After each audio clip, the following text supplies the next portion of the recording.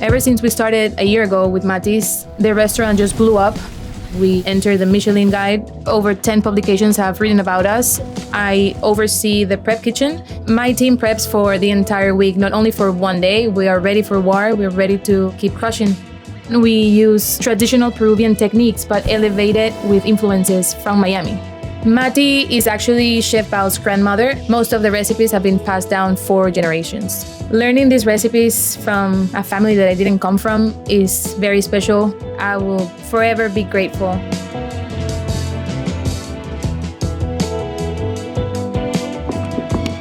Oh my God.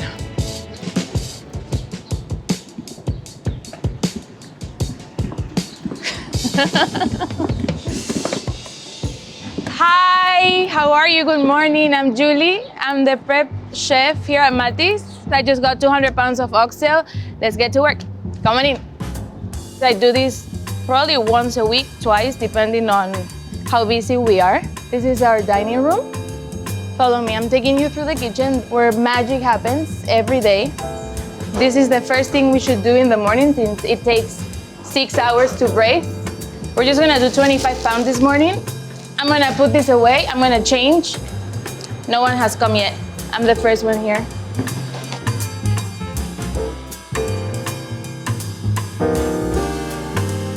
Oxtail is the tail of the ox.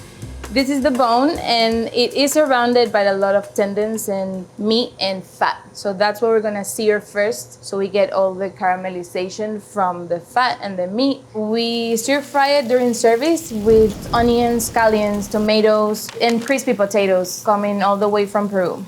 This is a hot skillet, big quantities. This is where we do it. We're gonna start putting some oil. We're using oxtail just to make honor of the Caribbean culture. My bosses, Valerie and Mando, grew up here in Miami eating Caribbean food. But the braise and the sauce we're making is from Maty's recipe. See the color? That's what we want. Every single piece, every side, and this is very hot. Everything is good when we cook it slow. I am a very patient person, honestly. I think you have to have a lot of patience to be a chef. If you're gonna deal with people, you kind of act like a psychologist also with working and leading the kitchen, you know? So all of that is left right here in the skillet is the caramelization of the oxtail, the fat, and that's where we wanna cook all the vegetables. So they get all the flavor from the meat. 200 pounds makes like 50 portions. We just started doing like 300 covers a night. And maybe before when we started cooking only 25 pounds. This is non-stop. And it's pretty fun. Not even in our wildest dreams, we thought we were gonna be where we are right now. But like right around September, we just got 3 nominations like in the same week and it just popped. These are Scotch bonnet peppers. Can you feel that? We're just trying to sweat all the vegetables, a little bit of soy sauce so everything can come out from the bottom. Oyster sauce. This is a very Asian ingredient. There's a lot of Asian culture in the Peruvian cuisine. Hoisin sauce. Okay, good morning. Where's the Asian influence come from? You see it right here, you know? My grandmother and my grandparents. My great-grandparents immigrated from China to Peru in the late 1800s, and then here we are. I think our menu is a mix of all the Peruvian traditions with somebody who's already left Peru 20 years ago, so we have to work with the product we have here. My grandmother did write a lot of recipes, but also we were just born in a house that cooked. Food was so important that we just grew up eating really good food and watching our grandparents cook really good food and our great-grandparents cook really good food. We are very much, we're besties. This is sauce from the previous oxtail. So that's why we're not adding salt, we're not adding any chicken stock, since this has already a lot of flavor from the 6 hours that cooked last time. It's like a mother sauce. Oh my God, hold up. There you go. There is a lot of heavy lifting, and we are pretty much all women here. Working with a lot of women feels very powerful. It's a women-dominated kitchen, so it feels great. We're gonna add the water, oxtail, mushrooms, and then that's it. Now this is gonna go for about 4 to 5 hours. So now it's 9:15. I'm gonna go to the prep kitchen in the back. Let's go check on the list and see what we're gonna do for the day and assign tasks to everyone.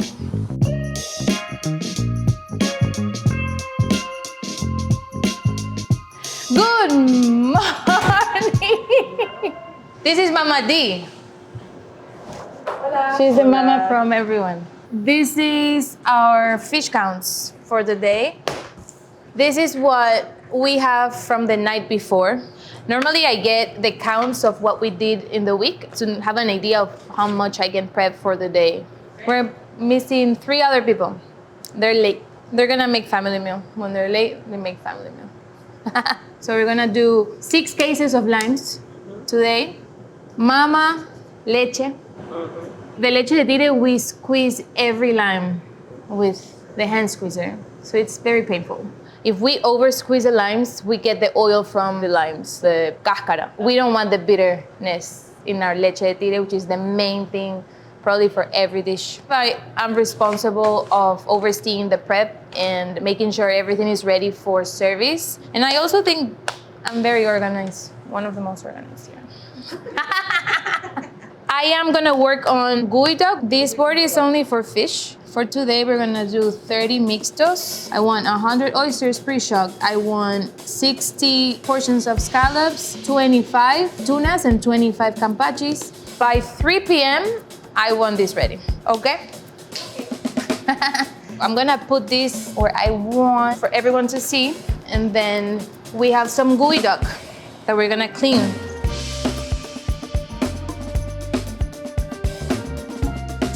This is heavy.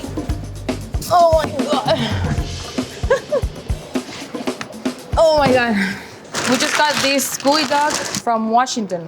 Geoduck is one of the largest clams that we get from shellfish farms. It's part of our ceviche mixto. In our ceviche mixto right now, we are working with black grouper. We have surf clams, shrimp, and octopus. We make it with our rocoto leche de tigre, which is very spicy. It's one of the hottest peppers in Peru. I love ceviche. I can eat that every day. Look at the reflexes of the Geoduck. They're still moving. See that? This means it's very fresh. Water is ready, so we're gonna put and cook the Geoduck to change the texture of the Geoduck a little bit.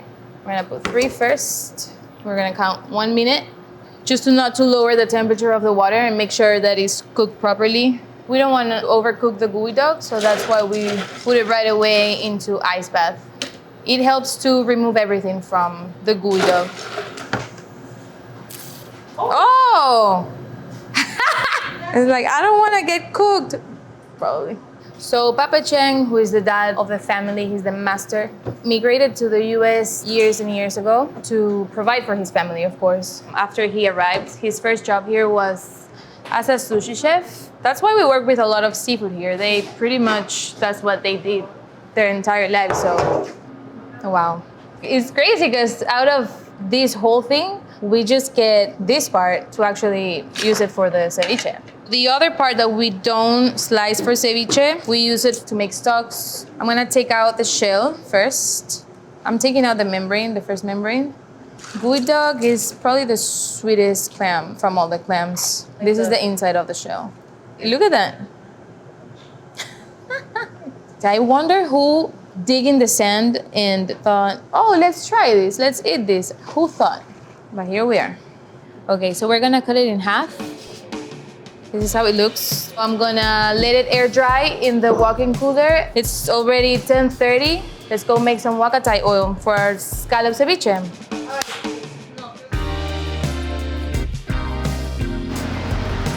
This is our service kitchen, actually.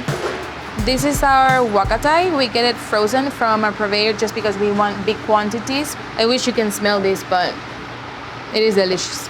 Delicious. It tastes like licorice, like peso. It's a mix of tarragon, limes, very powerful. I know Peruvians use it for a lot of dishes, especially like stews and soups. So we're just gonna pass it through boiling water, just like shock the huacatay and sear that green color. And then we're just gonna stop the cooking in ice. Just a super fast procedure. I do this to help oxidation. So if we don't do this, it will turn very dark super fast and it won't last for our last purpose, you know? So for the shelf life. This huacatay oil, mainly we use it for the scallop ceviche, which is also one of our biggest sales here at Maty's. The scallop ceviche has the Hokkaido scallop that we get from Japan. We cover the scallop ceviche with some green grapes. Normally the person in charge of that station, of the ceviche station, has to shave the grapes every day for that dish. Probably like 4 to 5 cases on a busy Saturday. The dish actually is very beautiful. It's green. It's just a mix of sweet and spicy and limey. It's perfect. This is ready. I like being a prep chef. I'm a morning person. I like my routines. I like waking up early, get here. Like I need like to master things and to know what we're doing during the day. We're just gonna squeeze. I like to do it in small parts. I'm just taking out the water so we make sure we separate the water from the oil. So what we're gonna do right now is we're gonna weigh what we got after squeezing the huacatay and adding double of the amount of olive oil and canola oil. We're gonna blend until the base is very hot. It emulsifies better because of the heat. It's very dense. It's gonna take a day to actually get the oil from this. We don't squeeze it by hand because we don't want the sediments in our oil. We want it as clean, as green as possible. Okay, so I'm gonna leave this here. It will be ready tomorrow. I have to go and break some doras that just arrived. So let's go. Follow me for my next task. We're gonna start breaking down the fish the way we cook it. Normally we do like 60 doras a day. On a busy Saturday, we've done 80. It comes with a beurre blanc sauce, which is a very French cheese sauce based of white wine and shallots and garlic. And we make it Peruvian, adding ají amarillo crema, which is another pepper that Peruvians use. We oven roast it with the skin side up so we can protect the meat. The skin gets crispy, crunchy, you can eat it. It's probably one of the most delicious fish in Peru due to their fat content. It's like very hearty and tasty. So we're gonna open it through the head. Slice it, very tight to the bone and very careful. We go all the way down without making a hole on the other side. What I like to do here is to open with my scissors. We use a lot of scissors for precision and you will see why. I'm just taking apart the spine from the meat. I am butterflying this fish from the head. We do the same on the other side, like a little bag. You always have to wipe your knives before doing another transition, not to get the meat dirty with blood, you know. Here comes the fun part. Before taking the spine, I like to open it through the mouth. So my dad used to be a shrimp farmer, and I remember him waking us up at 4 a.m. in the morning to go fish. And I remember seeing all of this. I never thought I would actually live by doing this. Not even in my wildest dreams, like I always said. Definitely cooking is my lifestyle right now. Now I think, what would I do if I'm not doing this? Like, I have no idea. I thought I wanted to be like a professional gymnast, and I'm here breaking down a lot of fish. I moved from my house when I was 18 and I started traveling. I went to Argentina, I studied in Argentina, and then I went to Colombia. After that, I ended up in Mexico, and then I ended up here 6 years ago. I miss home. One day, I'll be back. We're just gonna cover it with our maguro. This is bamboo paper, which will preserve better the meat of the fish. So now I have to finish 30 dorades for today. So let's keep working before service starts at 4. We're ready to go eat. After we have family meal, we're gonna give the counts for today's service. So let's do it.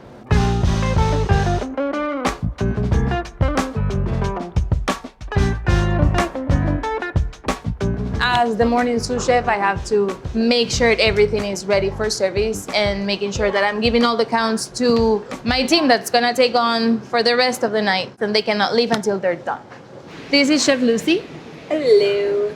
So basically we have 2 lists. We have our opening list and our closing list. At the end of the night, I leave Chef Julie our accounts of what was our remaining inventory, and then she tells me what the pars are for the rest of the night. And then I delegate that to my team over here. For today, oysters, we have Pink Moon. For the mixes, we're gonna do... All the tartare has been cut? Everything has been cut. So, Lucy, I'm out.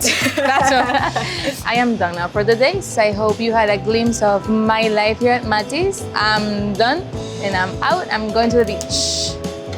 Peace out. Bye.